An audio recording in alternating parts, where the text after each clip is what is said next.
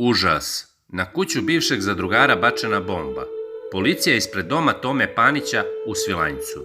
Toma Panić postao je meta za sada nepoznatog počinioca, koji je bacio bombu na njegovu kuću u Svilajncu. Naime, ispred njegovog porodičnog doma u rodnom gradu Svilajncu bačena je bomba. Policija je odmah stigla kako bi izvršila uviđaj i blokirala ulicu do daljnjeg. Istraga je u toku, a počinioci su nepoznati i dalje. Stanovnici Svilajnca su bili zatečeni prizorom.